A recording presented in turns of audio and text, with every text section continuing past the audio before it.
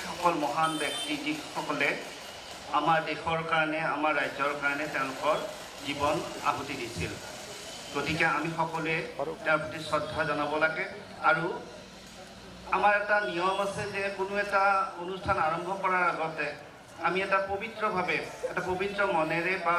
পবিত্ৰ এটা কাৰ্যসূচীৰে আমি আৰম্ভ কৰা হয় গতিকে আজি আমাৰ ফ্ৰেছমেন ছ'চিয়েল প্ৰগ্ৰেমো আমি প্ৰথমতে শ্বহীদ তৰ্পণেৰে আৰম্ভ কৰিলোঁ আৰু মই লগতে ক'ব খুজিছোঁ যে আমি সদায় শ্বহীদসকলৰ প্ৰতি কৃতজ্ঞ হ'ব লাগে কাৰণ এইমাত্ৰ ভূপেন হাজৰিকাই গান এটা বজাই আছে শ্বহীদ প্ৰণামো তোমাক তাত ভূপেন হাজৰিকাই তাতে লিখিছে যে আমাৰ সৌভাগ্য যে আমাৰ জীৱনকালত তেওঁলোকৰ জন্ম হৈছিল আৰু আমাৰ দুৰ্ভাগ্য যে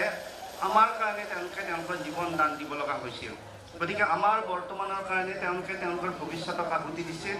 গতিকে আমি সকলোৱে তেওঁলোকৰ প্ৰতি কৃতজ্ঞ হ'ব লাগে আৰু তেওঁলোকক সদায় স্মৰণ কৰিব লাগে আৰু